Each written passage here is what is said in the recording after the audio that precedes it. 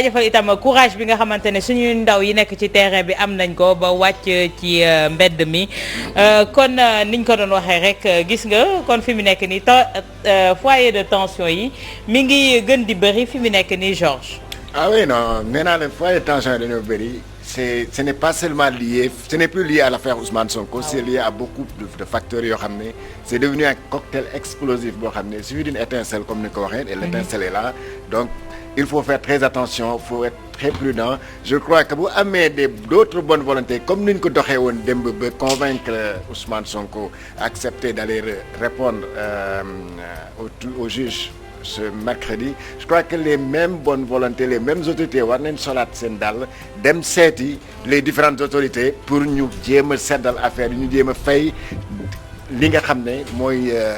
tension bi mooy incendie bi nga xam ne mooy xëy fi mu nekk nii te yaakaar naa sax ko mën a takk si biir Sénégal. Peut-être que décrispation dina am parce que Moustapha vient de me dire que les femmes de Pastef ont été libérées peut-être que dina décrisper situation wala ça risque d'envenimer. mais c'est-à-dire les femmes de Pastef aussi je crois que c'était la moindre des choses. Parce que ñooñu tamit ban délit lañ def dañoo dem cité kër góor gi.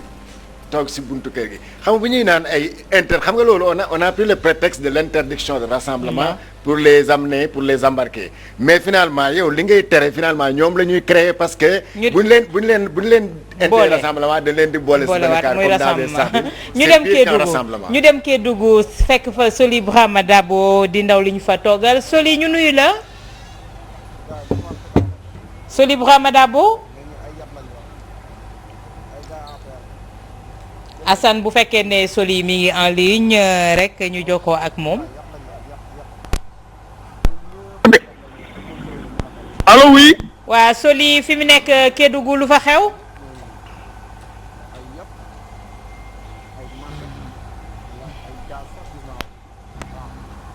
apparemment liaison bi ak Soli Brahma Dabo yembagul.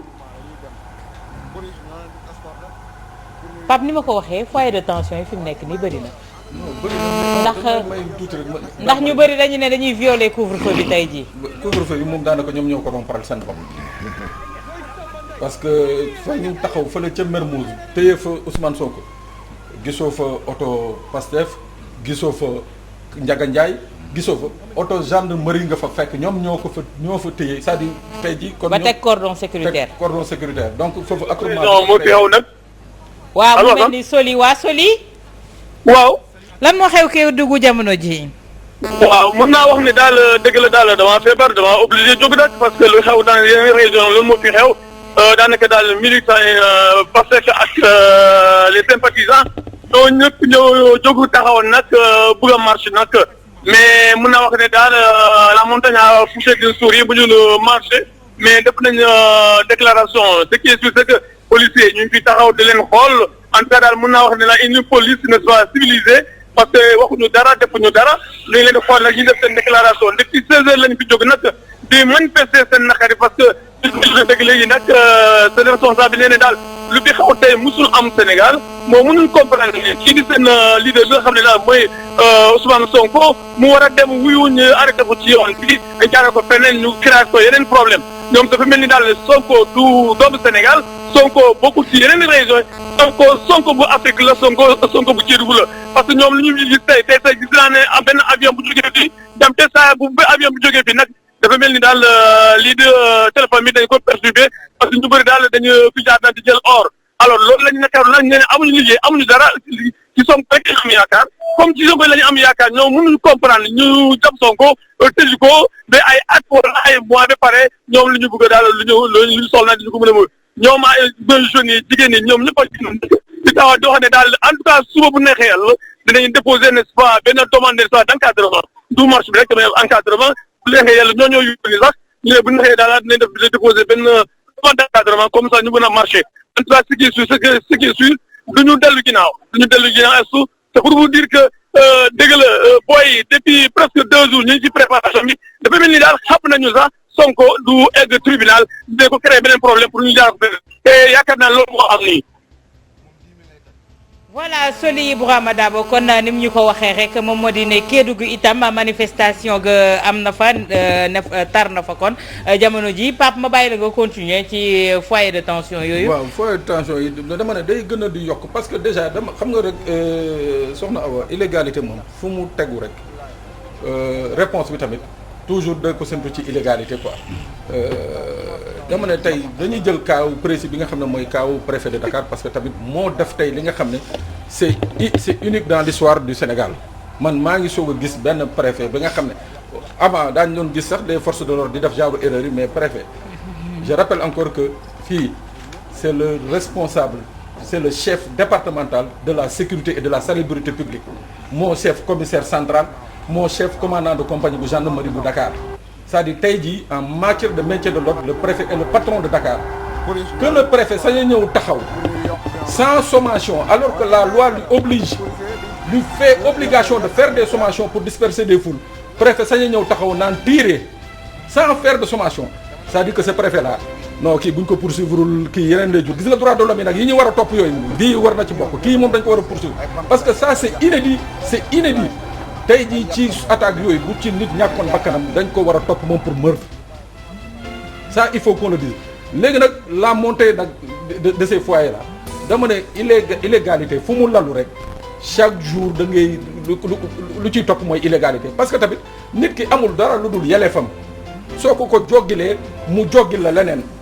il faut que dans ce pays là qu'on accepte de se respecter je me rappelle d'une très belle formule de Alioune Tine nee na tant que dans ce pays là. ci droit de l'homme yooyu Pape nga may ma parce que maa ngi jokkoo ak notre réalisateur Pierre-Edouard Faye qui me dit que y a des informations qui circulent comme quoi que CNRA maison de presse yi nga xamante ne ñoom la cité y a des nervis yoo xamante ne ñu ngi jubali ci maison de presse yooyu kon nag on alerte CNRA mi nga xamante ne moo génneeku mais on alerte également les autorités. Parce que la sécurité publique c'est pour nous également les journalistes et ces maisons de presse là ñi nga xamante ne ñoom la ñu cité ces nervis là au nom de quoi la ñuy bëgg dem envahir ces maisons de presse là pour attaquer. waaw mais xam nga loolu du fi doon gullet gis nañ fi le saccage de l'As gis nañ fi attaque bi fi amoon fii ci les Échos gis fii sax Walfadjri am na jamono ji nga xam ne ñëwoon nañ fi donc c'est pas quelque chose de nouveau mais je dis que encore une fois on est en République. Et il faut que tous les acteurs, à commencer par le président de la République et les responsables qui sont au sein de l'État, de l'administration, il faut qu'ils prennent leurs responsabilités. Il faut que nag également qu'on nous rende à nous notre responsabilité parce que tamit depuis lors, je dis bien, je le répète, depuis lors, on a fait et on a agi qu'avec responsabilité. Cette responsabilité-là nag il faut qu'on la reconnaisse. Sinon nag nañu modifier la constitution daal dina léegi journalisme amatu fi lii ak lii amatu fi. mais nag mënuñu nag di nit ñi di def seen liggéey ñu leen di xoxatal au vu au su de tout le monde pour que bu subaa ñu dellu si ñëw indi ay ndàmpaay wala ñëw indi ay massaw kooku du fi am. ils n'ont qu'à arrêter leur nervi parce que c'est eux qui l'ont recruté. Ok. Pape Ndiaye en tant qu'ancien également président de la convention des jeunes reporters également. Par rapport à cette information. waaw loolu moom bu fekkente loolu moom lu doy waar la vraiment kon yaakaar naa ni Walfadjri ñun fi ñu nekk nii domaine commissariat bu Jëppal la ñu bokk donc yaakaar naa ni le commissariat de Jëppal est interpellé le commissaire de Jëppal est interpellé par rapport ak information boobu nga xamante ni jot nañ ko parce que boo jógee rond-point Liberté 6 di wàcc ci front de terre bi lépp lu la ko féetee sañ càmmoñ foofu commissariat Grand Yoff ñoo ko gérer mais lépp lu féetee gauche muy Walfadjri fi mu nekk ak li ko féetee ginnaaw loolu yëpp ci commissariat Jëppal la ñu bokk donc yaakaar naa ni ñoom seen responsabilité engagé wu na par rapport ak information bi nga xamante ni joxe nañ ko parce que alerte la alerte moom foo ko dégg rek da ngay jël say matuwaay donc informer le commissaire de Grand Yoff informer également le fans club du groupe Walfadjri pour que vraiment ñu am ci taxawaay pour que dara bañ ñu bett maintenant seen nervi là ñu leen di wax ni fii Walfadjri la ñun duñu ay tapet duñu ay ragal bu ñu fi ñëwee dañuy defanteeg ñoom ba mu saf sàpp loolu moom que le commissaire de Jëppal soit interpellé ñun duñu ay ragal fii Walfadjri la buñ ñu fi fekkee fii la ñuy defanteeg ñoom bañ saf sàpp parce que fii suñu bërëbu liggéeyukaay la duñu nangu kenn di fi ñëw di ñu xoqatal wala di dal suñu kaw ku fi ñëw di ñu attaqué dinañu riposter defante ko yow ba mu saf sàpp ñi ngi fii nag di leen xaar ku mu mënti doon ak ku leen mënti yebal fii la ñuy toog xaar leen ba ñu ñëw parce que ñun suñu liggéey la ñuy def au nom de quoi ay journalistes yu def seen liggéey ñu xëy naan dañ leen di attaqué wala ay nervis yoo xamante ne dañ leen di ngemb pour que ñu jóg di attaqué nit ñi ñu ngi leen di xaar ba ñu ñëw mais au nom de quoi ñoo xamante ne ay nervis dans un état de droit ci ay journalistes yu di def seen liggéey et puis lii ce n'est pas nouveau 2017 yaakaar naa su ma juumul 2017 la ji ci période référendum bi ñëwuñ fi woon ne dañuy tëj Walfadjri te je dis que jamono jooju CNRA RTP moo fi ñëwoon mais CNRA la njëkkoon interpellé boobu temps dem si yàlla Babacar Touré moo ko jiite woon yàlla na yàlla yokk leeram Babacar Touré état bi daf ko wane ko demal nga tëj Walfadjri Babacar Touré ne leen maa bañ ba tëdd ci suuf du ma cautionné ñuy tëj Walfadjri te bu ngeen forcé dem def ko ma démissionné ci sama poste président CNRA état bi bàyyi fa CNRA dem jaar ci ARTP te ñun ñëpp xam nañ ni en son temps l'ARTP avait outrepassé ses prérogatives et même CNRA ça je le précise CNRA organe de régulation la c'est-à-dire que pouvoir am yeggul ci mu mën a tëj rajo wala mën a tëj télé loolu il faut que mu leer CNRA li mu mën a def mooy parce que télévision fii Sénégal balaa télévision di émettre da ngay am licence bi c'est pas le CNRA qui délivre la licence aux télévisions c'est le ministère en charge de la communication mooy joxe avis favorable pour que structure yi la ko war a jox kii bu dee fréquence rajo ARTP la et cetera le CNRA n'a pas le pouvoir tëj télé. merci Pierre nee na CNRA du organe de répression. voilà donc bi nga noonu CNRA il faut ñu xam ñoom limite de seeni prérogative li mën a nekk mooy mu bind ministère de commune yi nga xamante ne moom moo autorisé woon ñu joxe licence pour que ministère boobu retirer licence. loolu la mën a def mais en tant que tel amul pouvoir bu fekkente ne pouvoir boobu am nañ ko nañu génnee texte de loi boo xam ne moo leen may pouvoir ñuy tëj télé donc loolu il faut aussi kenn ku ci nekk nga respecter say prérogatives. ARTP rôle am fi mu nekk mooy joxe ay fréquences su rajo yi ni mel donc na yem foofu ci rôle am CNRA régulation lañ ko dénk. waaw régulation autorégulation am na kuréel yoo xam ne ñoom lañ fi taxawal muy CORED. te CORED loi moo ko taxawal parce que code de la presse moo ko jox ay pouvoir am. donc vraiment il faut que kenn ku ci nekk. nga xam say limite pouvoir fan la yem ak fan la yemul ñu bàyyi menaces yi bàyyi xoqatal bi bàyyi taskatu xibaar yi nga xamante ni ak ëttub taskatu xibaar entreprise de presse yi nga xam ni dañuy def seen liggéey ñu leen di menacer de envoyer leen ay nerveux ay yeneen ak yeneen yu kenn xamul. Georges dëkku dóor moom fayoo koy tas bu fekkee ne tey jii cette information mettre nañ ko à exécution. ah mais ñun comment ça s'appelle ñun journalistes yi on ne descend pas du ciel hein. ñoom tamit les nervis yi descendent pas du ciel fii lañ dëkk comme ñoom du ñu ay dof xam nañu fu ñuy dugg ñun xam nañu fi dëkk ñoom fii Dakar lañ dëkk ñun Dakar la ñu dëkk dégg nga. du ñu ay Gambien du ñu ay chinois ñun ay Sénégalais comme ñoom ay Dakar lañ comme ñoom. bu fekkee ñoom dañ leen a fay xaalis pour ñuy dogaale mais loolu kay yomb mën a régler. la police nag on leur met devant le responsable parce que war xamee nañu c'est vrai qu'il y a des policiers en civil. mais policier en civil mën nga kaa xamee dans un rassemblement dans un regroupement il se donne une consigne pour nga mën a xamee policier bu gisee policier moromam bu nekk en civil au moins am na benn insigne bu la mën a woon que ne kii c'est un policier en civil ñoom loolu xaman seen biir donc c'est pour dire que bu ñu gisee un nervi également mën nañu xam ne kii nervi la bu ñu gisee oto boo xam ne bokkul seen oto yi mën nga xam ne lii oto la donc si on leur permet de circuler avec des voitures wala qu'ils puissent déambuler comme si c'était un terrain conquis c'est parce que quelque part il y a une complicité qui n'est pas normale parce que nervi yi amul droit de promener wu avec une voiture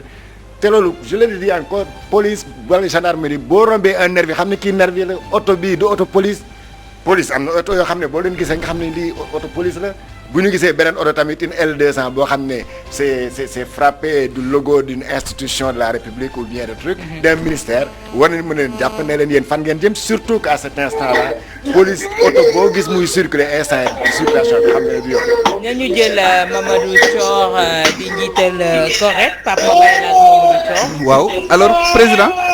oui Pape. waaw yow yaa jiite CORED muy kuréel gi nga xamante ne loi moo ko fi taxawal jox ko ay pouvoir ak ay sañ-sañ ñu saxawee lépp loo xamante ni jëm na ci régulation secteur des médias ñu gis ne tamit am na bataaxal boo xamante ne kuréel googu di CNRA tam di yëngu ci wàllum régulation moom tam génnee na ko di artu ëttub taskatu xibaar yi ci anam yi nga xamante ne noonu la ñu war a def seen liggéey waaye tamit ci yenn mbir yi nga xamante ne dañ koy génnee wala ñu koy wane te mu mën a indi ay fitna wala tamit lu ni mel également ba yenn ñu bëri sax gisee ko ni dafay nekk loo xamante ne artu la boo xamante ne comprendre ñu dëggantaan lan mooy li nga xamante ne moom mooy fondement bi donc yow mi nga xamante ne yow yaa jiite CORED bi nga xamante ne moom mooy yor lépp loo xam ni jëm na ci observation des règles d'éthique et de déontologie dans les médias également ñu bàyyi la nga joxe sa xalaat ci mbir mi. waaw ma leen nuyu Pape xanaa nga may ma vraiment mastawu parce que vraiment taskatu xibaar yi ak techniciens yi sonn nañ si boobu léegi am na ci sax kenn koo xam ne gaañ nañ ko di Cheikh Gaye di caméraman West TV mu doon loo xam ne franchement lu mën a ñàkk la parce que ñun suñu liggéey rek la ñuy def donc je pense que journalistes yi surtout yéen ñi toog ci antenne yi ak médias yi CNRA cité nit ñi ils sont assez responsables pour xam li ñu war a wax ak li ñu ci war a wax je pense que luy taal réew kenn amu ci intérêt donc li nga xam ne rek moo war a am mooy que ne fii ñu toll vraiment fexe ba nit ñi di joxe xibaar bu wër di ko wax ci anam yoo xam ne anam yu teggi na la loolu aussi dañ koy nangu et je pense que bon suñu waa naataango CNRA je pense que tëj média moom loolu mooy li war a mujje parce que loolu baaxul sax ci taarix suñu réew que li gën démarche bi mooy waxtaan ak nit ñi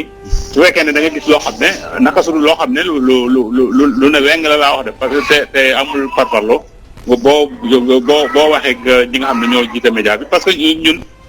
par exemple si wàllu co-régulation dama koy fàttali saa yu nekk dañ koy def ak waa CNRA bu élection amee ak même bu amulee en temps normal man mii ay yoon damay jël sama téléphone parce que yenn saa yi si feu de l'action bi des fois nga def loo xam ne doo ko tey du teyee donc bu ko gars yi jëlee noonu ne journalistes yi parce que lii di xew ñun ñoo koy nettali ñi fi nekkoon démb avant Macky Sall di ñëw journalistes yi loolu liggéey boobu lañ doon def di 23 juin fii la ñu fekk gars yi di nettali la xew ci terrain bi l'essentiel nañ ko def ci anam yoo xam ne mooy anam yu war parce que li ma wax toujours rek faw ñuy ràññaat la tey xarala yu bees yi dox nañ dox boo xam ne ku nekk mën nga def naka su dul noonu ñu teg ko ci deru journaliste dafa yomb trop gis ngeen sax ñun looloo tax temps yi ñuy tàmbale pour wàllu assainissement suñu métier bi parce que xam nañ ne am na ñoo xam ne dañ ñu rax di def naka su dul noonu te ñun lañ koy teg te loolu aussi faw ñuy ràññaatle donc pour dellu soit ci laaj bi je pense que gëm naa ne ñi nekk Walfadjri muy 2S ak Sen TV yi nga xam ne ñoom la ñu cité ci kii bi responsable bi moom dañ leen ci woo te xam nañ ne ñu ngi ci donc ñu bàyyi xel ci wàllu woowu mais tëjab média moom du loo xam ne xel war na koo nangu. waaw d'accord waaw jërëjëf président Thior. waaw mu mel ne am na ay laaj yu la ñu nekk ci plateau bi bëgg laaj ñu bàyyi laaj Pape Sané. waaw doyen Thior na nga def. sant yàlla Pape. waaw mais man li nga xam ne moo doon sama laaj dañu seetlu depuis keroog bi ñuy voté la levée de l'immunité parlementaire de Ousmane Sonko ba tey jii dañu gis ni que presse bi dafa jànkonteel ay difficultés pour faire convenablement son travail est-ce que yu ni mel ñoom bu ñu ëndee ay type de blocage yu mel nii ba pare bëgguñu imposer un type de traitement ak ñoom comme ni ko communiqué CNRA bi waxee est-ce que quelque part amul benn contradiction non xam nga affaire bi moom li xaw assemblée keroog ñun ñëpp ko ñaawlu dégg nañ syndicat parce que loolu mooy seen cër Bamba Kassé secrétaire général ñaawlu na ko ba ñaawlu bu yem parce que loolu du loo xam ne dëkk boo xam ne démocratie moo fay dox mënuñu taafantoo ay affaire wam mbasak parce que tey xarala yu bees yi même foo mënti dem ñi nga xam fi nga xam ne mbas mi ay junni nit lay rey mais journaliste dañuy def seen liggéey donc dara teew woon keroog si àjjuma bi ñuy voté ñu joxe signal bi ba ay député di def ay live gis ngeen li mu jur parce que li nga xam ne responsabilité bi journaliste mën a def buy relayer en direct mais keneen koo xam ne nekkul journaliste mënu koo def donc moo tax faw ñuy delloo si xel yi wàccee tension yi gis nga sérénité dafa baax ci réew na nit ñi gën a serein gañewuñu dara di dem ak passion mais fii ñu toll na xel yi dal je pense que les gens sont assez responsables pour ne pas jeter de l'huile sur le feu dañ leen ci wax rek di leen ci ñaaxaat xam naa ne yéen a ngi ci du loo xam ne dañ koy bamtuwaat rek mais ku nekk xam na li ko war parce que dëkk bi nag ñun ñëpp a ko bokk je pense que kenn amul intérêt peut-être di def loo xam ne dina jur ay jéesuwa mais allah kulli ali liggéey bi ñu war a def nañ ko defee woon atum 2000 bi Abdoulaye di falu def ko 2012 bi Macky Sall di falu ak laataa muy falu loolu nga xam ne journaliste def nañ liggéey boobu dañ ko wéy di ko def bu kenn xalaat ne nag mën nañ ñoo xokkatal ci wàllu ay affaire wu kenn du fi wane dara loolu moom mënta nekk loolu nañ ko wax mu leer bu dee foofu la ñu jëm dañuy sonal seen bopp parce que journaliste nañ def seen liggéey ci wàllu woowu donc faw nañ delloo si waat xel yi je pense que fii ñu toll faw ñu delloo si waat xel affaire bi du doole nañuy ànd ak xel yi dëkk bi dafa laaj dal xoolal dëkk bi suba bi léegi ay nit ñoo xam ne laaluñ ci dara ni ñu sonne ci journée bi ñoo xam ne dañuy taaba donc je pense que nañu gën a dal daal je pense que muy ñi jiite réew mi ñi nekk ci kujje bi ñun journalistes yi wax ci noppi nañu fexe ba dëkk bi gën a dal ñun ñëpp ñoo ci am intérêt. jërëjëf doyen Mamadou Thior nekk njiital CORED xam naa ne bu fekkee ne Abdou Khoudoss Diallo ak ki nga xamante ne ñu ngi Issa Tine wala ñoom Assane Serigne Gueye autant pour moi ñi ngi ci mbedd mi dañuy dem ci ki nga xamante ne moom moo di Soli Brahima Dabo ci Kédougou Soli. oui. ndax situation bi dafa gën a jéggi dayoo foofu. oui jéggi na dayoo fu ñu toll nii daal mën nañu wax ne daal arrêté nañu tous les responsables n'est-ce pas de Pastef mooy góor mooy jigéen la police est intervenue xam nga dañu defoon seen déclaration pour que na def pour un marche en même temps alors daal bu ñu commencé marche daal ñu daal di leen arrêté tous les responsables fu ñu toll nii ñu ngi devant le commissariat tous les responsables mooy jigéen mooy góor léegi arrêté nañu fu ñu toll nii mais qu'est-ce que sera la suite xaw ma lan xaw ma lu muy doon la suite mais pour voir daal la police va arrêter tous les responsables n'est-ce pas de la paix. Alors je pense que comme a dit le responsable, c'était pas prévu pour marcher. Ils avaient prévu pour faire une déclaration, mais par la suite, comme vous savez, ce genre de mouvement, c'est toujours comme ça. Et voilà, ça a débordé et finalement on les a arrêtés. Présent, ça continue, hein. Ça continue ça continue pour le tourner. Je sais qu'ils vont pouvoir arrêter, n'est-ce pas, tous ceux qui sont, n'est-ce pas, responsables, n'est-ce pas, de passer pour vous dire qu'aujourd'hui, ils se sont réveillés pour quand même l'Union Bourgogne daal vraiment su fekkee ne dañuy arrêté Ousmane Sonko ñu arrêté ñoom ñëpp loolu la ñu soxla gis nañu ko arrêté nañu Ousmane Sonko ñoom tamit ñu arrêté parce que boo gisee dans le mouvement da nga xam ne daal vraiment booy la yoo xamante ne vraiment dañoo am responsabilité te dañu bëgg a wane ni tamit il faut pas arrêter vraiment le responsable et ñoom ils croisent les bras. Voilà la situation actuellement. Je suis devant le commissariat. En tout cas, ce qui est sûr, c'est que tous les responsables en tout cas de Pastef ici sont actuellement en arrêt. On les a arrêtés, que ce soit les femmes, que ce soit les garçons, parce que ce qui a été dit comme quoi, ils n'ont pas prévu, n'est-ce pas, la marche. Rien n'a été prévu. Comme ils ont envisagé, n'est-ce pas, de faire la marche, c'est comme ça, hein, c'est comme ça. La police a préféré, n'est-ce pas, de les arrêter. Pour le moment, en tout cas, il y a un silence quand même. Certains responsables ou bien des sympathisants quand même, ont taillé la route, sont quelque part. Mais ce que je peux vous dire pour le moment, les responsables sont arrêtés, ils seront libérés quand on ne sait pas. En tout cas, pour le moment, ils sont entre la main de la police. ñu koy jaajëfal du côté de la réalisation bu fekkee ne mën nañu am Abdou Khoudoss Diallo ak Issa Tine ñu nekkoon fi nga xamante ne moom moo di Colobane wala Serigne Gueye mi nga xamante ne moom moo ñu nekkaloon université Cheikh Anta Diop bu Ndakaaru sànq man maa ngi ko doon wax violé nañu li nga xamante ne moo di franchise universitaire yi dugg biir fi nga xamante ne moo di campus social bi mbir yi fan lay mujjee loolu yëpp yaakaar naa ne fa la ñuy jéem a jokkoo ak ñoom. Pape Ndiaye comme niñ ko waxee arrestation yi mi ngi gën di wéy mi ngi gën di continuer te ñoom seen xeex li ñu sumb nee na bu fekkee ne nii kese la nañu ibbi buntu kaso yëpp. waaw te xam nga li gën a doy waar ci mbir mi sax mooy xam nga bu fekkante ni police ak gendarmerie ñoom ñoo nekk ci dëkk bi pour assurer l'ordre public pour assurer la tranquillité publique des citoyens et de leurs biens loolu moom vraiment lu ñuy rafetlu la boobu xel yi mën a dal mais dafa am ñeneen ñoo xam ne dañoo rax ci mbir mi te loi bi habilité wu leen ñuy def li ni mel. mooy nervi yi nga xamante ni gis nañ ko gis nga sax yeneen information yu circulé yu naan marron di feuille ñoom ñi ngi entrer en action ak yu ni mel te gis nañu également ñoo xamante ne collaboration boo xam ne dafa dox ci diggante police ak ñi nga xam ne ñoom ñooy pick-up yi nga xam ne ñoom la ay nervi yi kii donc loolu vraiment mu nekk loo xam ne lu jaaxal askan wi la man Pape Ndiaye citoyen sénégalais ku taxaw sama kanam koo xamante ni solo toni ni civilu ba ñëw ni ma defal li ak li ak li jox ma ordre dinaa la laaj sa carte boo génnewul sa carte du ma ko exécuter loolu du refus d'obtempérer du rébellion mais citoyen bi parce que dëkk bi dafa toj faux policier am na fi faux gendarme am na fi maintenant boo solul tenue mais citoyen bi am na droit identifier la avant nga koy interpeller quoi que ce soit lan moo ma wóor ni kii du ab samba boy buy woote woon ni takk der la boo xam ne boo génnee say mbir mu këf sa téléphone wala këf sa pochette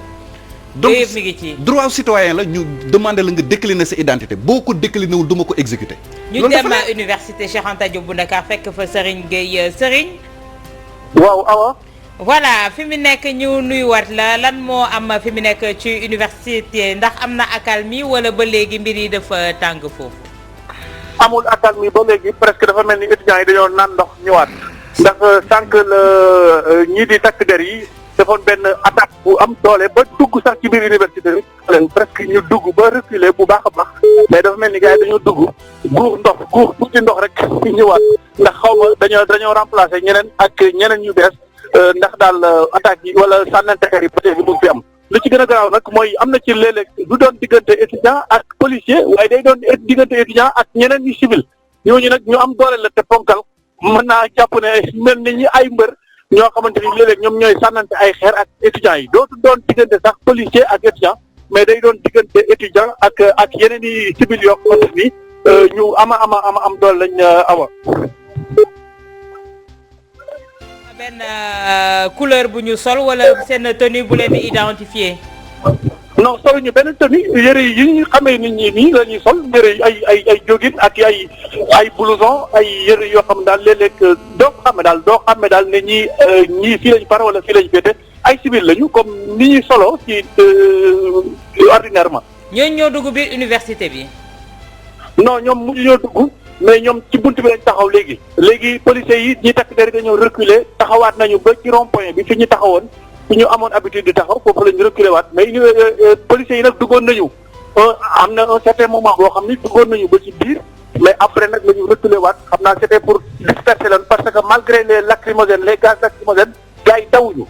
buntu pavillon A la ñu taxaw bougé wuñu taxaar ci di jolli vraiment boo fa taxawee 2 minutes wala 1 seconde sax mënoo ko fa def mais indi étudiants yi ñoom tenir nañ ko xaw ma ban secret nag lañ ci am mais nag booba nag la policiers yi ñëwoon jéem leen a tasaare dugg ba ci biir songu leen mais boobu lañ tasaaroo ñu reculé waat ñoom takk der yi mais nag gars yi dafa mel ni dañoo naan ndox ni ma ko waxee léegi ñëwaat nañu ak doole mais léeg-léeg policiers yi dañuy croiser les bras taxaw fële bàyyi leen ak ñooñu nga xam ne duñu ay takk der ni ma leen gisee wala kon niruwuñ ko te soluwuñu tamit ay tëni am nañu daal yaram te am nañu daal niroo nañu daal ak liy mbër. mais tey Georges ñi nga xamante ne Serigne mi ngi koy wax Serigne dañ lay bàyyi nga suivre atal ñu li xew université. duñu takk der yi mais dañuy collaborer ak takk der yi mais ñu ngi niroog ak ay mbër taxaw di sàmmanteeg gos yi li nga xamante ne moo di ay xeer. waaye non xam nga foofu au niveau de l'UCAD du campus social loolu peut-être mën na am parce que campus social dafa am les chargés de la sécurité ñooñu sécurité campus la ñu bokk. c'est pas des policiers. dem Ziguinchor dégg naa la tension monte foofu ak Amady Khalil Diémé Amady. oui Awa. ñu nuyu la. ñu fay la Awa di nuyu ñëpp ñiy teewlu waxtu ji Walfadjri leeru jamono wax la rek ni tension bi mi ngi di gën a yëg fii si région bu Ziguinchor suñu waxee région bu Ziguinchor soo jëlee Ziguinchor fi nga xam ne xale yi yëngatu nañu bu 13h jotee dem ba ay 15h laal ay quartiers yu mel ni Lindiane dem ba Tilène di jaar Kandé jaar ci quartier yu bëri fi nga xam ne taal nañ ay pneu ñu jàmmaarloo ak ñi nga xam ne ñoom ñooy sécurité bi après nag ñu daal di retiré wu Ziguinchor fu mu ne nii dafa calme wante ñu wax ñu rek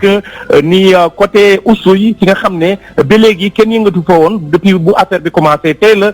xale yi daal di jóg surtout diwaan bi nga xam ne moom lañ duppee commune bu Moulomp nekk ci département bu Oussouye foofu xale yi yëngatu nañu daal di jàkkaarloo ak donc ñi nga xam ne ñoo fa demoon comme ay gendarme ñooñu d'ailleurs sax dañoo mujjee replié wu. ñi taal ay pneu donc di baare yoon bi pratiquement côté boobu wante foofu tension bi daanaka dafa yem mais Bignona la yëpp yi nekk di donc di monter donc di gën a garaaw foofu ci département bu Bignona ci commune bu Bignona daanaka nit ñi dañoo bëri fu mu ne nii est-ce que ñi nga xam ne ñoom ñooy sécurité bi nañ mën a contenir ñi nga xam ne gën nañu ci biti pour manifester tàng na lool Bignona suñu donc ay taskatu xibaar yi nga xam ne déplacé nañu ñoo nekk di signaler ni à Bignona donc soo moytuwul rek li nga xam ne loolu la ñu duppee irréparable mun na fa am donc loolu mooy li nga xam ne mun nañ ko ràññee fii ci Ziguinchor wante ba tey soo jëlee Ziguinchor sax ci commune bi xale yi waxuñu noppiwuñu arrêté wuñu ñoom soo leen déggee ñi wax rek ñu naan nañu replier rek ñu xaar mu lëndëm tuuti donc mu ne rek nit ñi ba léegi ñi nga ngi tiit surtout riverains yi ragal nañu parce que fii suñuy sandi ay lacrymogène daanaka lépp ci biir kër yi lay dem maire yi paa yi ñëppay donc sonn ci li nga xam ne loolu mooy conséquence lacrymogène yooyu donc loolu mooy situation bi nga xam ne am na fii si région bi te donc ñu dégg rek si télé yi waa Ziguinchor yi surtout ñi nga xam ne ñoo sopp Walfadjri ñu dégg rek am na ay nervi yi nga xam ne jubal nañu di uti ji Walfadjri lu yokk seen mer ñi nga xam ne ñoo nekk fii si Ziguinchor donc le pire est à craindre fii si Ziguinchor lu lañu mënoon jàppandi en attendant ñu xool développement situation bi Awa. Amady sànq dañ doon wax ne courant dafa coupé foofu ba signalu Walf émettre lu woon ndax courant bi dellu si na. waaw courant bi su suba si day coupé di ñëw kenn mënul seetaan télé kenn mënul déglu rajo mu doon situation bi nga xam ne waa Ziguinchor dañ ko regretté ñu ñëw rek benn instant ñu coupé signal Walfadjri rajo yëpp a doon wax sauf Walfadjri mu doon li nga xam ne lu bizarre wante buñ ko dénoncé parce que à un certain moment wax nañ ko au niveau de la radio et de la télé quelques minutes après ñu daal di delloo signal bi donc ba léegi signal baa ngi dox normalement nit ñaa ngi déglu Walfadjri fu mu toll nii normalement. jërëjëf Amady Khalilou Diémé ñëw bàyyi la nga wéyal ñu lépp lu tukkee foofu rek nga dégtal ko ñi nga xamante ne ñoom ñoo safoo leeru jamono Walfadjri la voix des sans voix li nga xamante ne moo di li xew Sénégal indifférent wul ñi nga xamante ne ñoom ñooy yeewoo ca Touga rawatina ca France ndax am na benn tweet boo xamante ne Jean-Luc Mélenchon def na ko muy wax ci arrestation pour trouble à l'ordre public de la figure de l'opposition sénégalaise Ousmane Sonko est préoccupante. Je souhaite qu'à Dakar et à Paris les peuples décident de leur avenir dans les urnes et non dans les tribunaux. muy tweet boo xamante ne Moustapha Diop moo ñu ko transféré ñu koy jaajëfal mu mel ni mbir mi yemul Dakar rek ndax ni ma ko waxee RFI fu nekk tey Sénégal France 24 moom la ñu yeewoo tey jii te li ñuy wax ci Sénégal doon na lu ñaaw loo xamante ne yaakaaruñu woon ne lii dina ternir li nga xamante ne moom moo di l'image de notre démocratie l'image du Sénégal. waaw xam nga tey jii nii moom adduna bi yëpp dañoo teg bët Sénégal ndax dafa am xam lu fi xew lu inédit loo xamante ne vraiment moom moo ko waral parce que boo xoolee dafa am loo xamante ne adduna bi yëpp moom la ñu nawee woon Sénégal mooy stabilité bi nga xamante ne am na fi jàmm ji nga xamante ne am na fi mais depuis un certain temps vraiment dañu gis ay jëfin yoo xamante ne wax dëgg yàlla day remettre en cause ak yooyu nga xamante ak valeurs yooyu nga xamante ni ñëpp loolu la ñu nawee woon muy vraiment jàpp gu bëri gi arrestation yi vague d'arrestation yu bëri yi nga xamante ne am na ko te yëpp mu nekk ay arrestation politique waaye tamit figure de l'opposition bi nga xamante ne également ak tuuma yi ñu teg ci kawam ak jàpp yeeg yooyu yëpp également vraiment mu nekk loo xamante ni wax dëgg yàlla adduna bi rafetlu wuñ ko xam nga Sénégal justice il faut que muy dox kenn newul ne justice bu mu def liggéeyam justice toog na ñu indil ko plainte obligation la ci moom mu saytu plainte bi xool la cay dëgg ak la ko ci dëgg mais li nga xamante ni moom la askan wi bëgg mooy ñu jaarale ko ci yoon yi nga xamante ni moom la ñu war a jaar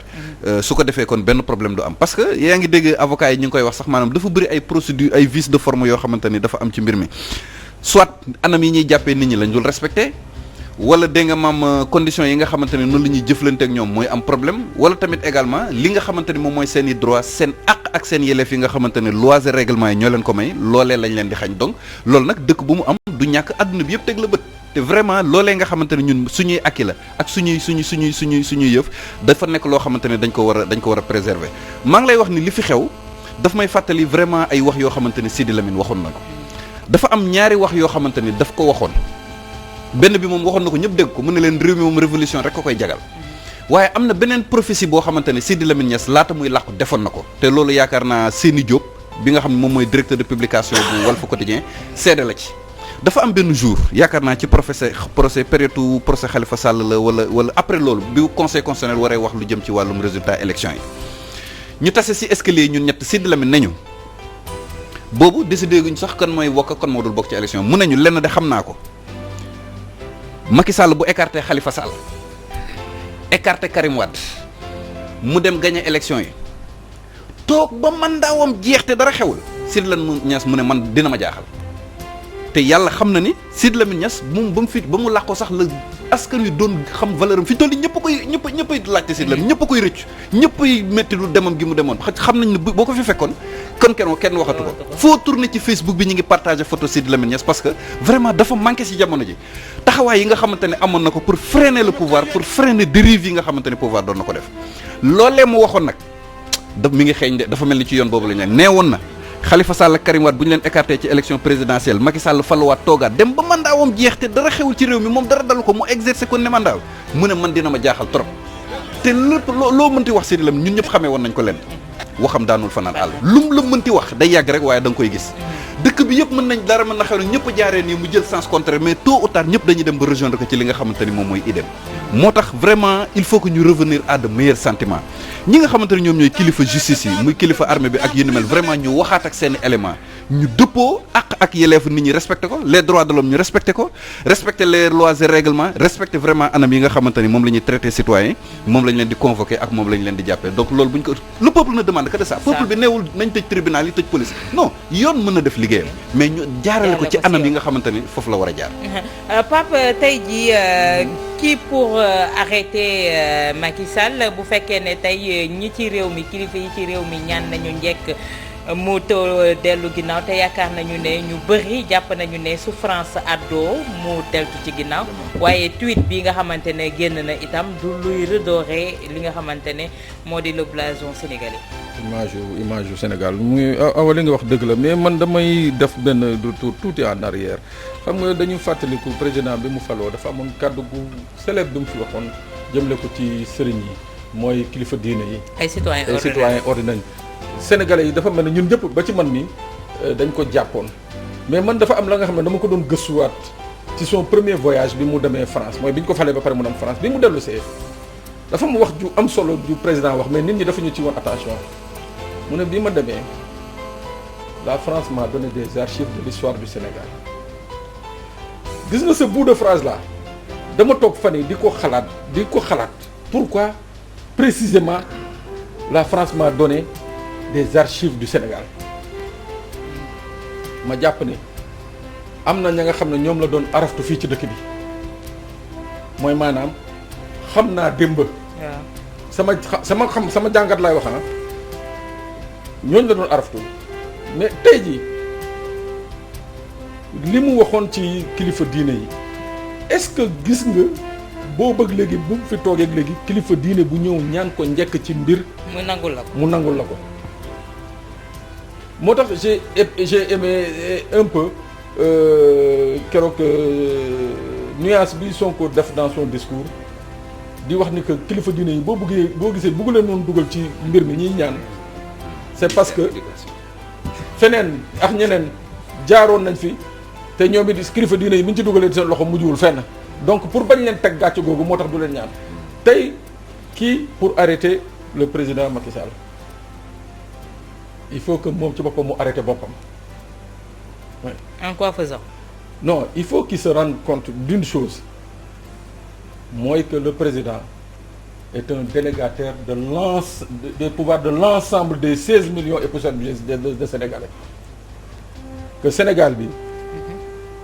ay doomu Sénégal yu sant Ndiaye yu sant Diop yu sant Sané yu sant léeg-léeg ñoo dajaloo jox ko benn sant boobu tudd national. waaw c'est-à-dire tant que moom ak ay ñooñam xamuñu ni que Sénégal national la sant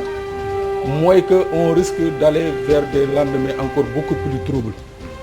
Sénégal bi santul Sané santul Sall santul Faye santul Ndiaye Sénégal national la sant donc président moo mun a arrêter boppam bu demee ba xam ni que réew mi ay nit ñoo def béy seen waar ba 2012 yëkkati jox ko. waaw moom it mu war a fexe ba 2024 su fi jógee mu jël réew mi jox ko ay nit teg ko ci ay loxo yu leer loolu moo tax ma ne moom moo mun a arrêter boppam c'est-à-dire que tey ji nañ ko joxe woon réew mi niñ ko joxe woon lenge mu fexe ba saa su fi jógee tamit joxe noonu lenge yi moo tax ma ne moom moo mun a arrêter boppam parce que tey ji coow li yëpp ñuy gis fii coow li dóor opposant tëj fii génnee fii amul dara lu ko leer lal lu dul des ambitions démesurées. voilà kon ñu ngi ñuy xamal ne itam ne manifestation yi àgg na fi nga xamante ne moom moo di Liberté 6 mbir yi daal mi ngi étendre comme des tentacules. mooy nervi Pape Ndiaye ñoo egg non manifestants yi la ñu wax peut-être que ñoom tamit mën nañ cee rax lu nekk. j'ai envie même d'aller sur le terrain. sur le terrain comme moi j'ai les pieds qui trépignent d'impatience de descendre sur le terrain Georges tey jii ndax on va respecter le couvre-feu mbir yi comme j'ai dit la même question à Pape qui pour arrêter le président Macky Sall. Mais je sais pas, peut-être sa propre conscience. parce que la situation comme ni ma ko waxee léegi rek on sait quand commencer mais on ne sait pas comment et quand finir et que ça c'est sûr. voilà ñu jël Moustapha moom mi nekk rond-point Liberté 6 Moustapha. waaw. manifestant yi anañu. alors avant fay maa ngi leen di seen parce qu'ils sont au rond-point Liberté 6 moi je suis sur le balcon de Walfadjri li ma la wax sànq nekkuma ci tali bi quoi. mais ce qu'il faut dire également c'est que la police amul fit. la police vient d'arriver waaw policiers yi ñu ngi nii toll buntu yaa ngi dégg sax seen grenade lacrymogène yi ñu ngi toll buntu Walfadjri justement ñoom policiers yi commencé di sànni xale yi déjà am na ay objets yu ñu commencé taal ci côté rond-point Liberté 6 xam naa ne moom daal c'est benn continuité la di xew Dakar sànq ba léegi. alors ce qu'il faut également comprendre c'est que je parle du rond-point Liberté 6 même à côté juste derrière Walfadjri en allant vers la mairie de Dieuppeul ak yu demee noonu foofu yëpp boo taxaw rek gis ne xale yi taal nañ déjà fi mu nekk ñi ku bëri ñu ngi daw di jéem a rawale seen ay oto seen ay biens yu demee noonu voilà daal la situation xam naa di ngeen am image léegi parce que les caméramans de Walfadjri sont en train de s'activer pour ngeen mën ko vivre en direct. ce qu'il faut retenir c'est que manifestation yi justement ak na rond-point Liberté 6 et que la police mi ngi commencé di dàqante ak xale yi voilà mais nag les policiers ne sont pas nombreux et c'est ça qui est un peu inquiétant parce que su ma leen compter fi mu nekk nii j'en vois combien 1 2 3 4 5 6 7 je vois 7 policiers ak benn oto boo xam ne moom la ñu àndal quoi et je pense que ces 7 policiers là puissent contenir les jeunes yi nga xam ne ñoom ñooy manifester ci mbedd mi. mais Moustapha c'est le même constat partout parce que sànq maa ngi koy laaj Pape Sané on a l'impression que ne seen effectif dafa effrité wu c'est dû à quoi mooy interrogation bu mag bi ndax à l'université c'est pareil fi nga xamante ne moom moo di Colobane également c'est pareil fii Liberté 6 également on peut compter sur le bout des doigts ñi nga xamante ne ñoom ñoo di takk der yi. Oui, je les compte moi-même. C'est-à-dire que là, ce qu'il faut comprendre, c'est que su fekkoon ne manifestation dafa am xëy na ci benn endroit rek à Dakar, comme côté section de recherche fi ñoom isaat yi nekk, xëy na dinañ ko mën a contenir. Mais là, si tu as des jeunes qui se déplacent un peu partout, xamoo fan la ñuy jógee, xamoo fan la ñuy génn, da ngay jékki-jékki rek ñu leen taal nañ fi. Je vois pas quel est l'effectif des forces de l'ordre qui peut contenir ça. C'est assez compliqué et si jamais d'autres personnes intervenir si comme ni ngeen doon wax sànq ba léegi des nervis ak yu demee noonu c'est la porte ouverte à toutes les dérives quoi. Je crois que c'est ça la principale difficulté. Encore une fois les policiers moi je les vois à partir du balcon de Walfadjri ñi ngi nii devant moi di jéem fay li nga xam ne moom la xale yi taal mais xale yi dañuy taal bàyyi leen ñu ñëw ñoom ñu daw dem.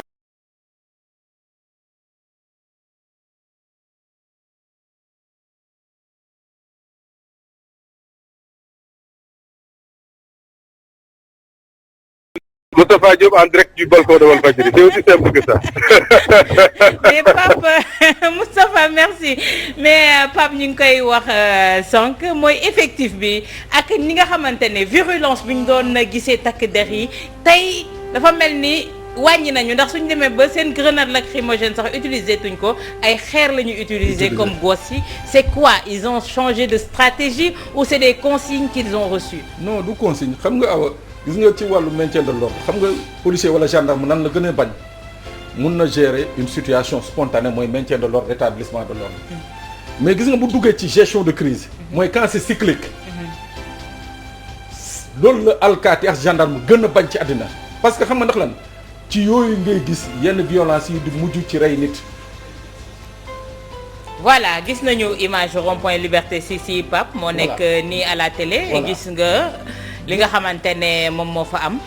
gis nga lii nii xam nga lan lay indil awa moo lay wan ni que tey quel que soit le dispositif qu'on peut mettre sur place dafa am li nga xam ne amul benn police au monde bi nga xam ne tu peux faire face. mooy la foule et surtout ce qu'on appelle la guérilla urbaine mooy ka nga xam ne day ñëw léegi fii taxaw fii 5 minutes après nga dégg ko à 1 kilomètre ou 2 kilomètres amul benn police au monde bi nga xam ne mën na ko circonscrire donc lii. Je crois que le problème mooy li ma doon wax sànq mooy que on a manqué de rigueur dans la prévention sinon lii yëpp duñ ci doon egsi mais quelque part est-ce que ce n'était pas ce qui était voulu quand on sait que dama ne le matin man dama ne li ma wax c'est-à-dire de mémoire chaque fois qu'il y a des problèmes surtout mu war a toucher un leader politique le responsable du dispositif sécuritaire dana fexe jokkoo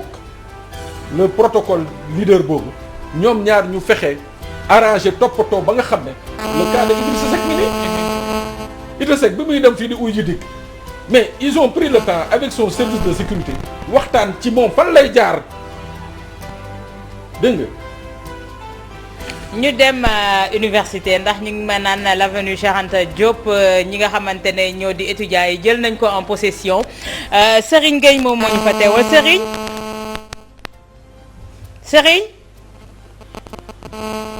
Serigne Gueye.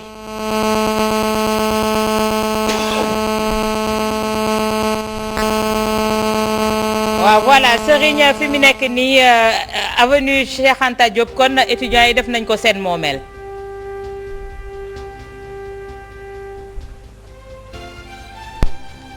allo.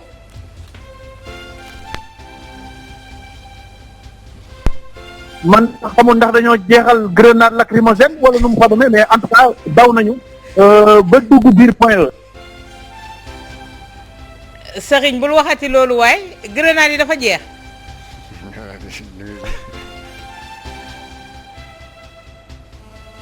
xam nga sànq maa ngi koy wax manque de munitions la wala c'est stratégique quoi parce que mënuma comprendre que ñu ne dañu manquer de munitions. Ça peut pas être stratégique. tamit mais en tout cas étudiants yi une grande offensive la ñu defaat léegi nii songaat takk-der yi ba ñu replier wu ba génn nañ carrément avenue Cheikh Anta Diop ba dugg biir point E loolu daal moo fi am instant bi fii ci université Cheikh Anta Diop. fi mu nekk mbeddu point E foofu naka la tëddee ndax ñi ngi waxoon ne Auchan bi nekk point E itam saccagé woon nañ ko ndax artère yooyu également. waaw non ñoom nag yeggaguñu ci biir point E xam naa léegi xam naa. bu mu amee opportunité bi ñii ma gis nii moom xam naa dañ fa dugg parce que mbooloo mi yëpp a génn étudiants yi gën nañoo bëri parce que ñoom bu ñu gisee ñu dominer rek dañuy dugg en tout cas daal kiosque yi ñu nekkoon ci wetu tali bi yëpp ñu ko wàcce te étudiants yaa ngi wax ci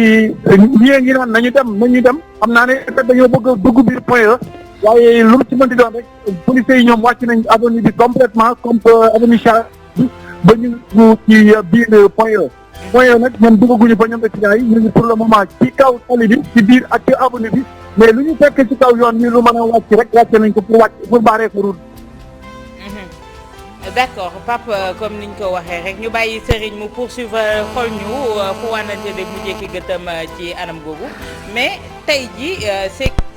c'est quoi le problème man je reconnais plus cette police nationale bi ñu doon wax armée jusqu'aux dents. non mais c'est tout à fait prévisible et tout à fait normal. Pourquoi xam nga da nga leen doon gis ci situation yi nga xam ne dama ne c'est des opérations spontanées mooy nit ñi daje nañu obélisque wala daje nañu fële ñoom ñu ñëw rapidement rétablir l'ordre mais bii dafa bokkul c'est-à-dire bii yow c'est un ennemi auquel tu peux même pas imaginer fan ak fan lay taxaw et puis xam nga li ci gën a garaaw mooy. plus muy guddi plus ça devient dangereux pour le citoyen ça devient dangereux pour les forces de l'ordre juste pour rappeler le cas du policier Fodé Ndiaye plus muy guddi plus muy gën a garaaw vers 19h optimiste voilà donc yooyu c'est des cas de figure yi nga xam ne danaa la amul benn police au monde ou gendarmerie au monde bi nga xam ne bëgg nga dugg ci cadre gestion de crise te gis nga bu ñu gérer wul affaire bi nii mu yem fi tey dañuy dugg ci loolu ci li ñu naan la gestion des crises gis nga la gestion des crises nag bu ñu ci duggee dama ne moom mooy nekk la nga xam ne mooy jur les violences yi nga xam ne mën na déboucher sax jusqu'à mort d'homme loolu mooy benn bi ñaareel kii bi il faut nga xool tamit ni que takk der yi depuis hier 23h nañu def seen mise en place hier 23h nañu def seen mise en place mais ce sont pas des robots ce sont pas des machines ay nit nañu 23h 9h du matin ba léegi ñu nekk di dangi di sànnante ay grenade di dawanteeg tii mais ñooñu nii tey ji soxlootuñu dara ci biir mi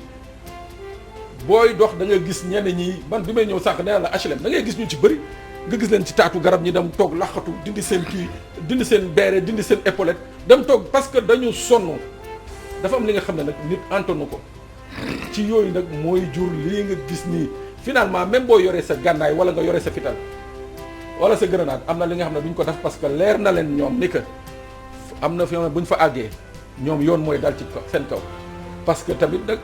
nekkatuñu ci domaine ba nga xam ne mooy que tu exécutes l'ordre de l'autorité légitime tu es encadré par l'ordre de la loi et le commandement de l'autorité légitime ñaar yooyu moo lay encadré ba nga xam ne bu subaa loo ci def rek dañ naan yow yaa ko defal sa bopp donc ñoom it ils prennent des précautions pour que suba ñu bañ leen taxawal ci yoon yóbbu leen. mais tey Georges pour une histoire de mœurs histoire bu terre à terre ñu bëgg ci décrédibiliser également nos forces de défense. parce que lii je pense que c'est une humiliation. mais loolu mooy coow li nee naa la lii kay comme guerre comme ni ko xale yi di waxee lii comme guerre pour une histoire de mœurs. alors là ça va dans tous les sens. mel ni saa le Sénégal est en état de siège en état de guerre char de combat yaa ngi dans à chaque coin de rue le problème maintenant mooy quoi c'est que on est en train véritablement de donner raison à Ousmane Sonko qui parlait véritablement d'un coup de force. C'est un complot. loolu moom yaakaar naa ne ñëpp moom la ñu war a jàpp léegi parce que finalement l'image que se donne bu Sénégal de renvoyer la mauvaise image boo xam ne moom le Sénégal de renvoyer au monde entier waxtuma le Sénégal kese fii wala dans la sous-région mais au monde entier boo xam ne aujourd'hui seen bët yëpp ñu ngi braqué wu Sénégal di déglu lu xew Sénégal léegi ngi rappeler le fameux tweet de Mélenchon ouais. Alors ça c'est vraiment triste pour le Sénégal c'est un jour triste pour le Sénégal c'est une balafre pour la démocratie sénégalaise yaakaar naa ne waruñu foon yegg te il est temps quand même qu'on siffle la fin de la récréation ñu xam ne véritablement on est parti d'une affaire banale d'une affaire boo xam ne dañ koy dégg dañ ko faral dégg ici au Sénégal dans chaque coin de rue voilà donc une banale affaire de mœurs qui prend les allures d'une guerre une guerre je ne sais pas xaw ma fu muy mujjee nit ñi sax am nañu ñu ko jàpp ne finalement on a quitté le salon xaw ma Sweet Beauté pour parler maintenant de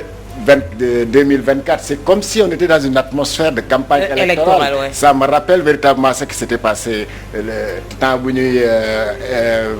marché contre la candidature de Wade c'est exactement ce qu'on est en train de voir on est dans une ambiance de pré-campagne électorale comme si véritablement aujourd'hui de l'autre côté on a un camp du pouvoir et de l'autre côté de l'opposition véritablement c'est ce que ça donne léegi fàtte nañ sax affaire turu Adji Sarr léegi kenn waxatu ko léegi lu ñuy wax ni mooy Sénégal nu muy def ba génn si goutte bu mu dugg nii et je crois que là les autorités ñoom seen bopp le destin actuellement ou le destin du Sénégal entre leurs mains loolu il faut qu'ils en soient conscients ñu xam ne lii c'est une mauvaise publicité pour le Sénégal c'est une mauvaise image qu'on renvoie à l'étranger un pays qui s'est targué d'être une vitrine de la démocratie en Afrique de l'Ouest ben pour une simple affaire de mœurs on en arrive là c'est la honte et je crois qu'il est temps de dire stop qu'il nekk ñu delloo si xel yi jéem a fexe ba peut-être aussi encore une fois comme ni ma ko waxee woon que ñoo xam ne ñoo doon dox ay tànk jàmm depuis 2 jours dem nañu seeti Ousmane Sonko am na ñoo xam ne sax ne woon nañu sax bëgg nañu rencontrer la fille en question pour nous représenter sa plainte mais là. mais malheureusement on a l'impression que la médiation ne passe pas avec Macky Sall.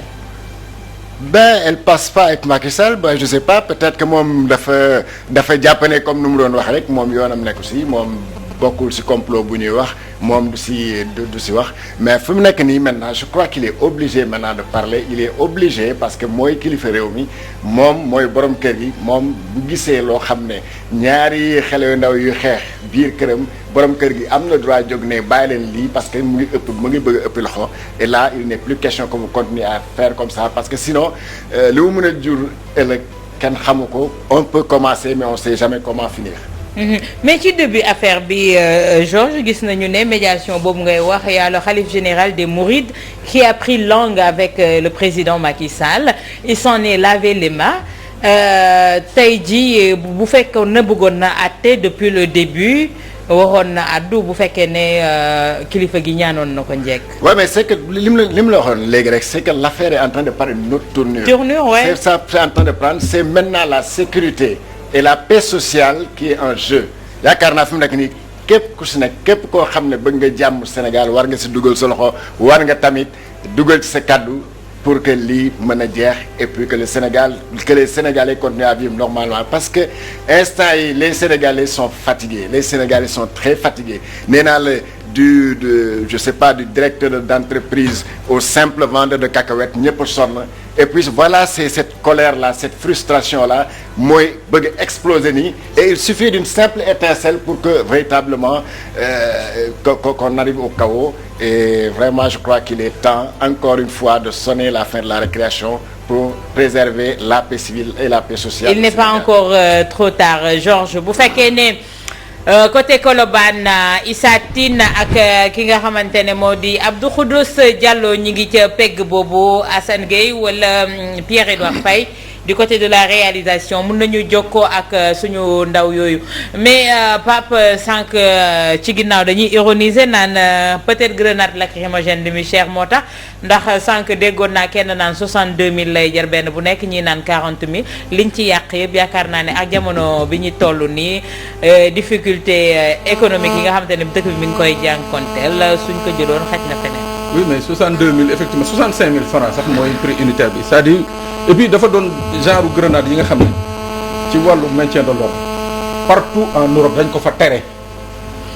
partout en Europe, parce que dafa am ay substances yi nga xam ne qui sont tellement proches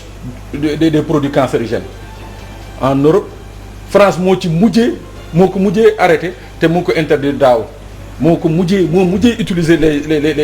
ces types de grenades là. Donc au-delà du prix sax, c'est une question de santé publique pour ñi koy inhaler,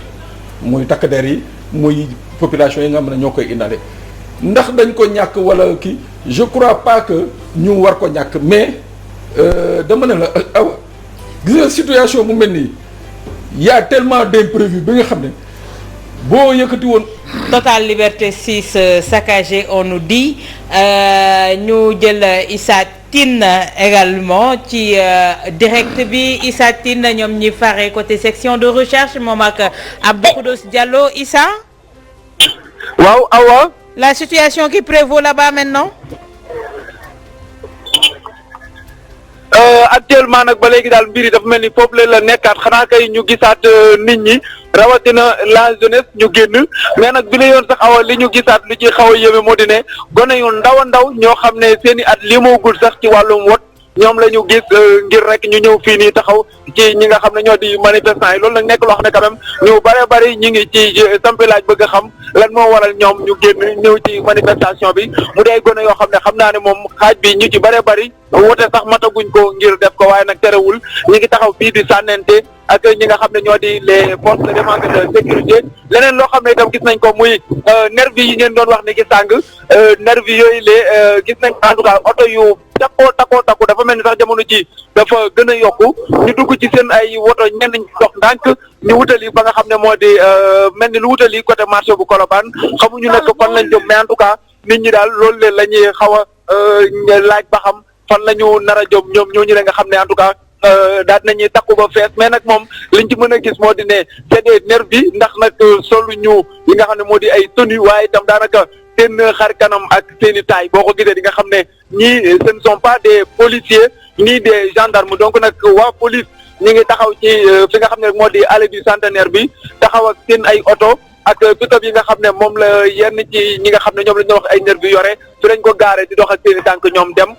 Waa gendarmerie taxaw ca beneen côté ba, mooy buntu ginnaaw bi nag mbedd mi nga xam ne moo jëm ca buntu bu mag ba, foofu la fa la waa gendarmerie taxaw ñoom. waa Croix-Rouge taxaw nee may jàkkaarlool ñoom itam ñu sol seen i yére ngir sauver askan wi, donc mu di rek lu nga xam ne en tout cas moom la ñuy gis.